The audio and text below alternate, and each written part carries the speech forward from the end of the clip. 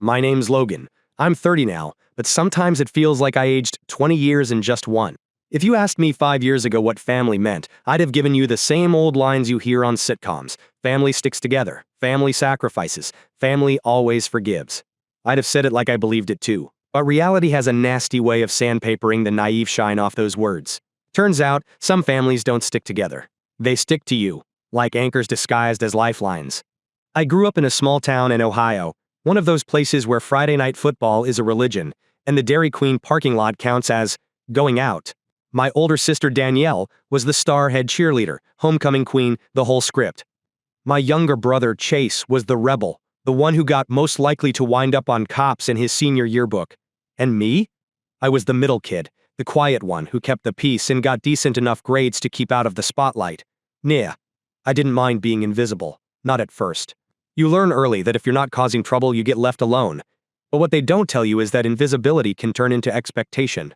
If you're the one who never complains, never needs bailing out, eventually you become the fallback plan, the just call Logan guy. When I was 24, my dad had a stroke. It shook all of us, but somehow, I ended up being the one who took him to rehab sessions, who argued with insurance companies, who mowed the lawn while Danielle couldn't get off work, and Chase couldn't find a ride. I didn't think twice about it back then. It's what you do for family, right? The first time I noticed the cracks was when my mom asked if I could loan Chase some money to help with just a few bills. He'd lost another job, something about creative differences, which is a fancy way of saying he cussed out a manager. It wasn't a lot, just $800. I wired it over without a second thought. Then Danielle's car needed repairs. Then my parents' roof started leaking. Then Chase needed just a little for rent, so he wouldn't get evicted. The asks kept coming, each one draped in guilt, wrapped in only you can help, and I kept saying yes. Because that's what the good son does, right? That's what family does. It was like being caught in a rip current. You don't realize how far you're being pulled until the shore is a speck in the distance. The turning point didn't come in some big dramatic explosion. No, it came quietly, almost embarrassingly small. I was at work late one night, hunched over a pile of contracts for a promotion I was gunning for. My phone buzzed. It was a text from my mom. "Hey sweetie, can you send $800? Your sister's AC broke and it's dangerously hot for the baby.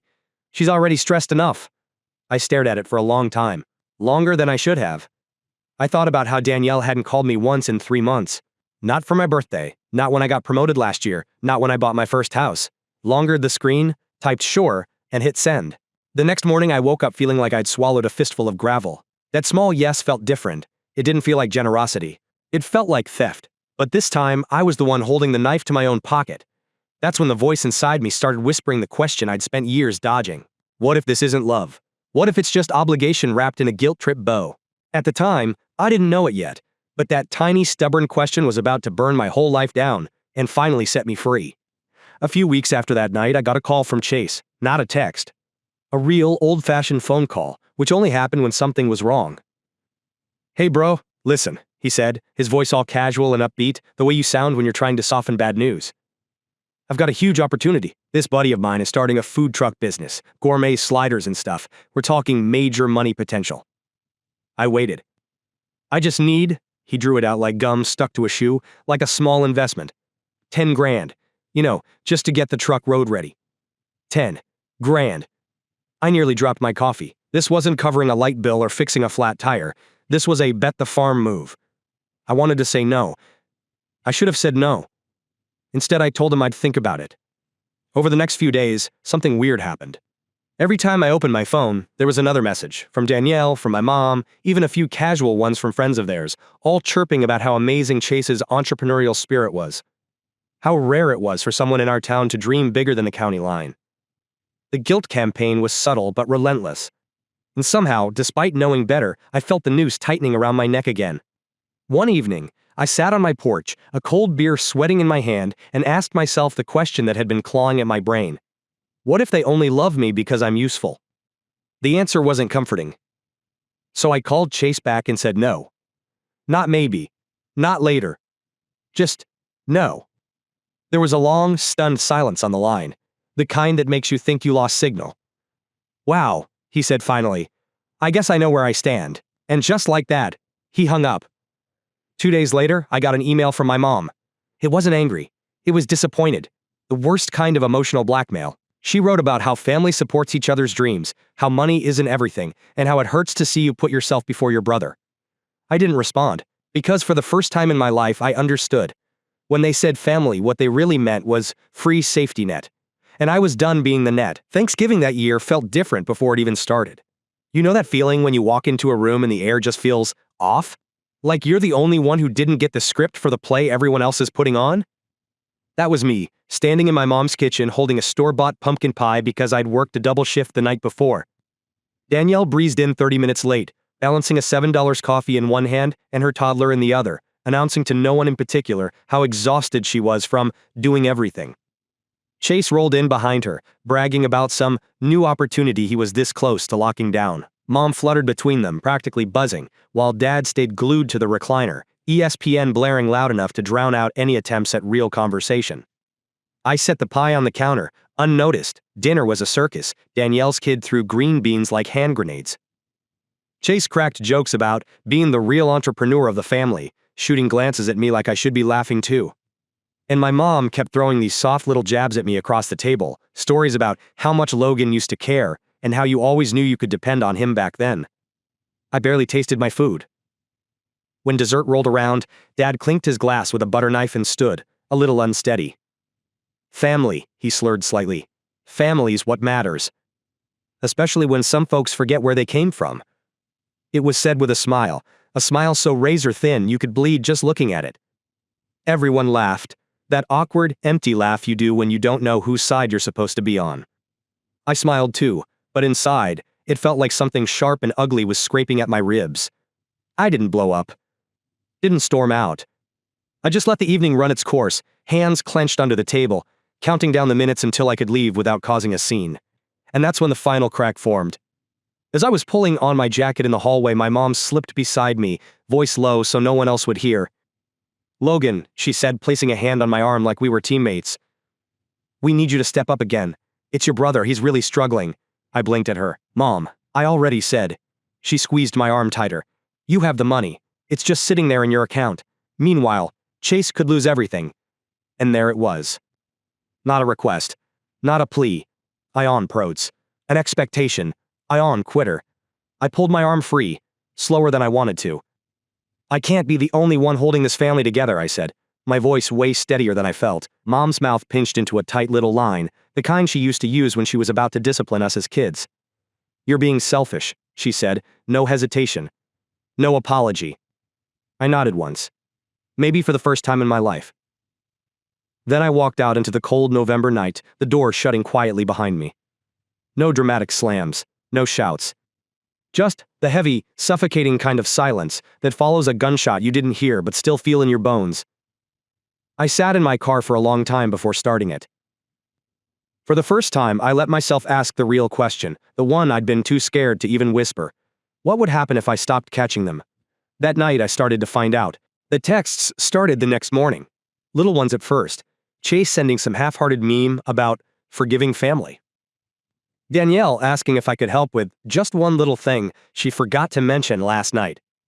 Mom forwarding me a church sermon about the importance of sacrifice. Subtle stuff.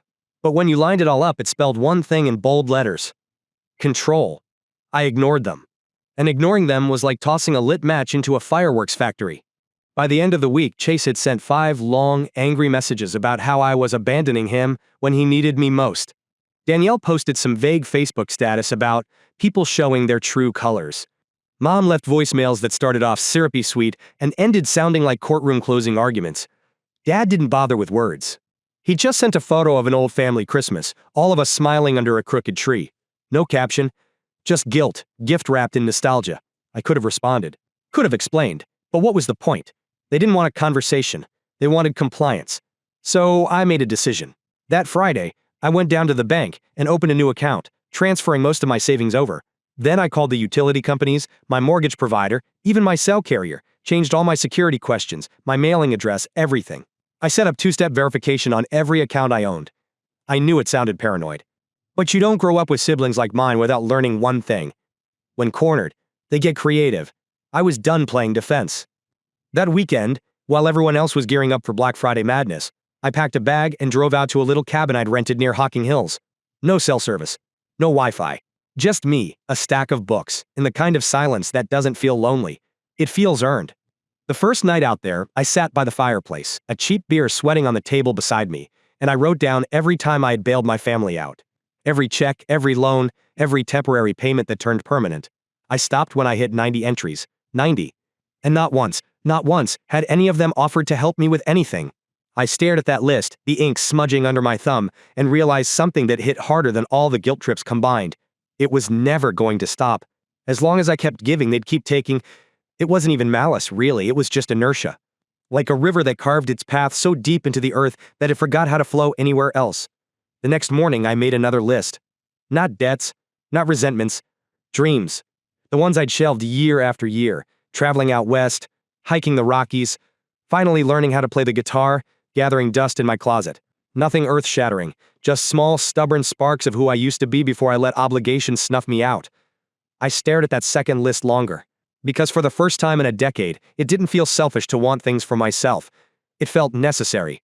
I stayed at the cabin for 3 full days, long enough to uncoil some of the tension living in my spine like a second skeleton. Long enough to remember how to breathe without checking my phone every 10 minutes for someone else's emergency. When I drove home Sunday night, the city lights rising up like constellations, I knew I was different. Not angrier, not colder, just clear. And clarity, I would soon find out, is something people who rely on your confusion absolutely cannot handle. By Monday morning, the guilt machine had kicked into overdrive. I woke up to a group text. Family only. That in itself was a bad omen. Danielle, hey fam, emergency meeting at mom's tonight, 6 p.m. Everyone needs to be there. Important. Not, can you come or would you mind? Just be there. Part of me wanted to just not.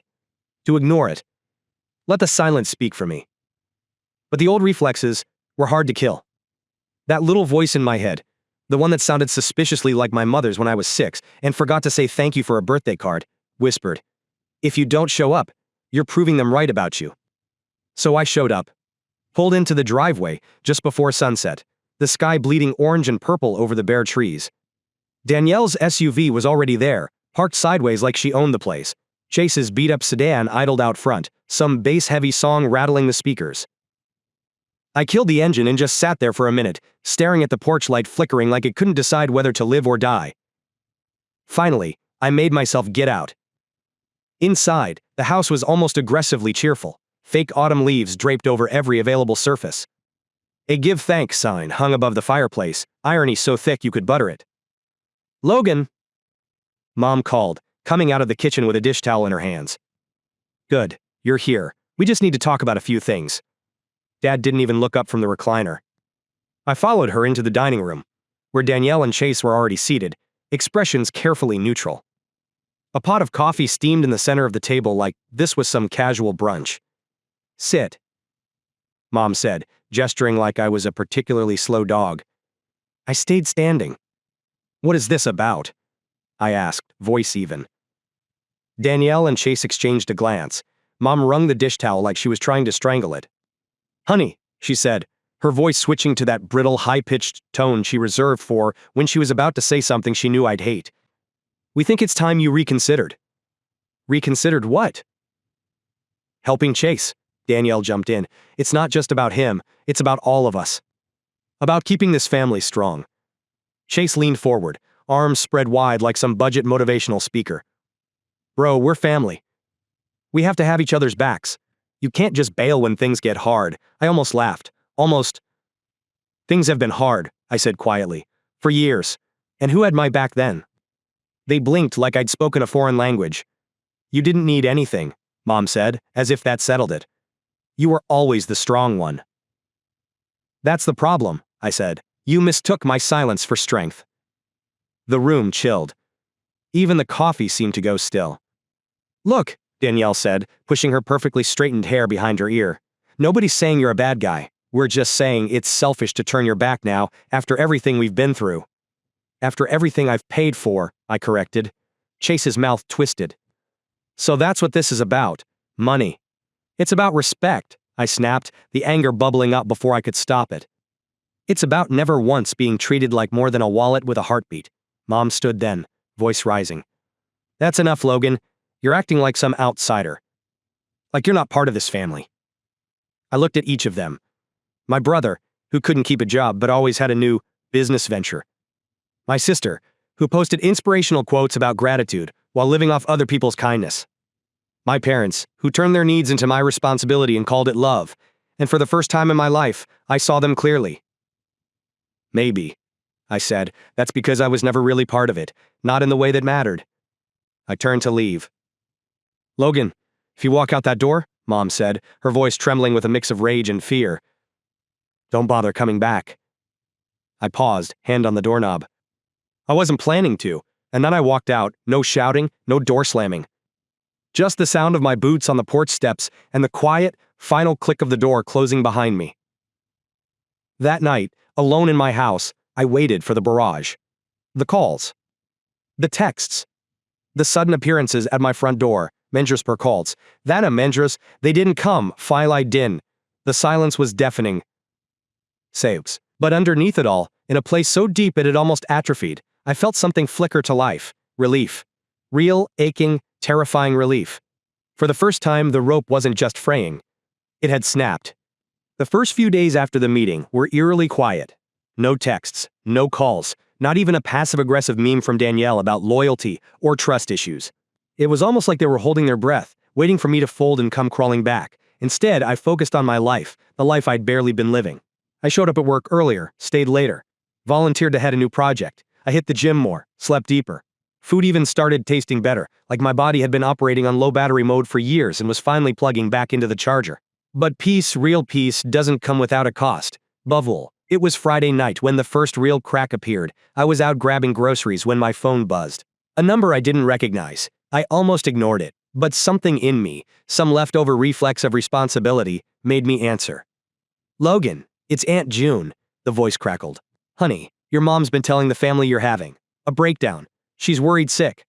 I stopped dead in the middle of the frozen foods aisle. I'm fine, Aunt June, I said, voice steady. Better than fine. A heavy pause. Good, she said quietly. Because frankly, it's about time. That hit me harder than I expected. I thanked her, promised to visit soon, and hung up standing there between bags of frozen peas and microwave dinners, feeling like I'd just survived a battle I hadn't realized I was fighting. The next wave came Saturday. Danielle posted a long, rambling Facebook essay, some half-poetic diatribe about the tragedy of being betrayed by those you trust the most. It didn't name me, but it didn't have to.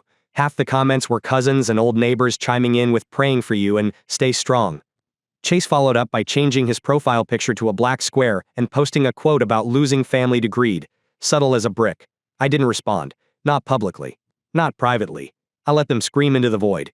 Because here's the thing about cutting the rope. Once you're free, you start realizing just how heavy it really was.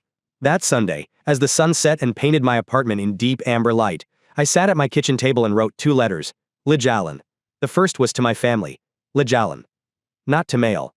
Just to say the things I needed to say out loud, even if no one ever heard them. He is Ebel Paf. It wasn't angry. It wasn't even bitter. It was honest. Shush, Ebel. I wrote about every Thanksgiving where I covered the grocery bill without a thank you. Every emergency loan that became a silent expectation. Every birthday where a quick happy B-day text was the extent of their effort. I ended it simply. I love you. I always did. But love doesn't mean servitude. I forgive you. I free you.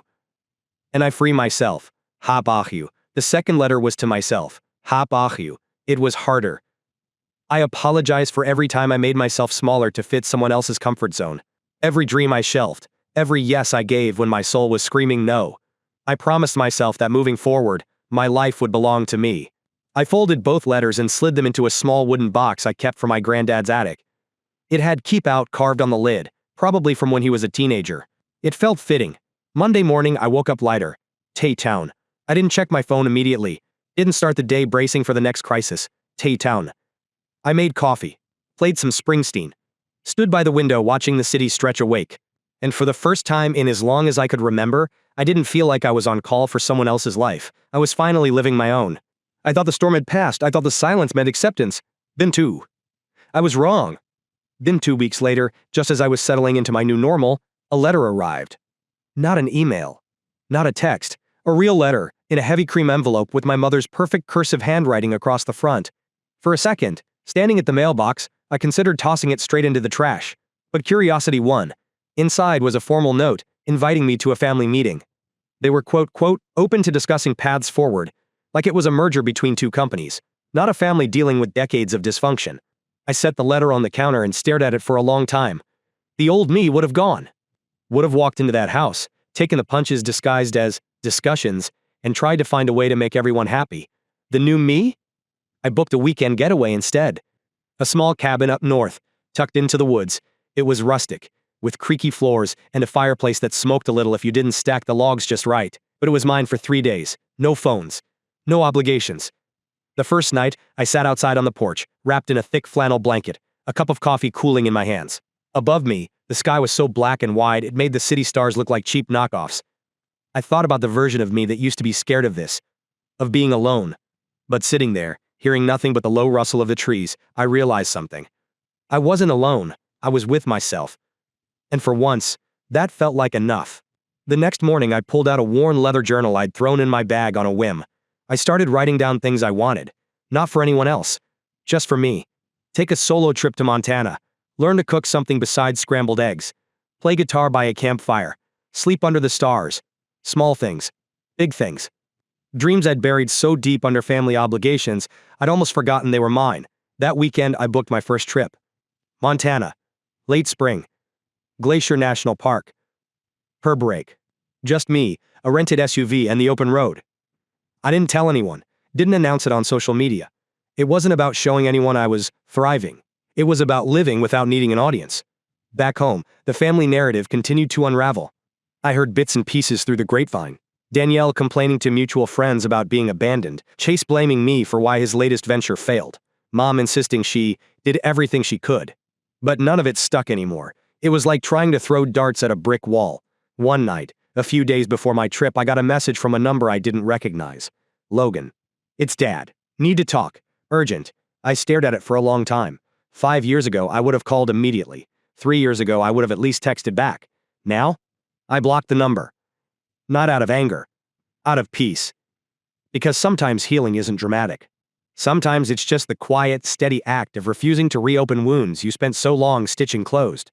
And so, when the day of my trip came, I packed my bags, locked my door behind me, and drove away without a backward glance.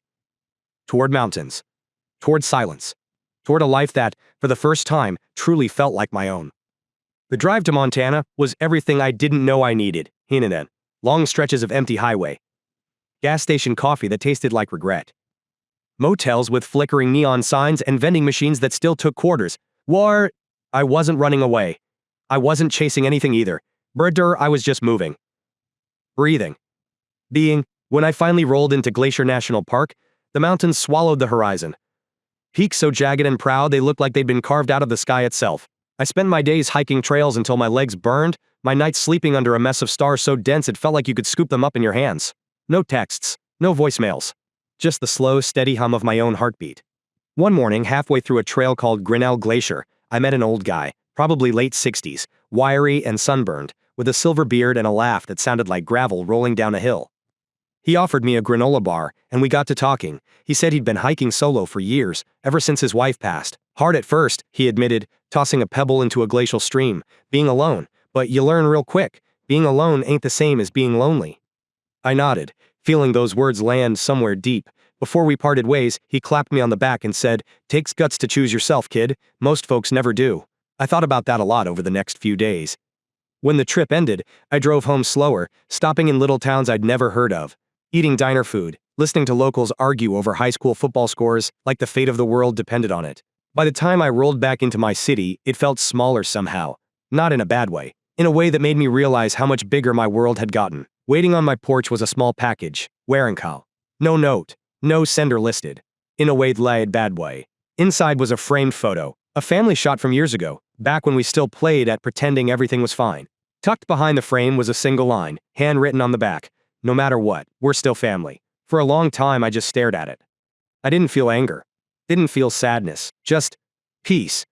Because the truth is they were still family. And maybe, in some quiet corner of their hearts, they were trying, in their own broken way, to say they understood. I didn't reach out. Didn't need to. Forgiveness isn't always a conversation. Sometimes it's a decision you make alone, on a mountain trail, or at a roadside diner, or sitting on your own porch with a life that finally belongs to you. I set the photo inside, not on a mantle or a wall, but in the same wooden box that held the letters I'd written. Relaxed Malte. a part of my story. Relaxed. But not the whole story. I brewed a cup of coffee, opened my balcony door, and watched the city lights flicker on one by one, like distant stars finding their place in the sky. I didn't know what would come next, but for once, the not knowing didn't scare me. It thrilled me, because for the first time in my life, I wasn't living for anyone else. I was living for me, and that was enough.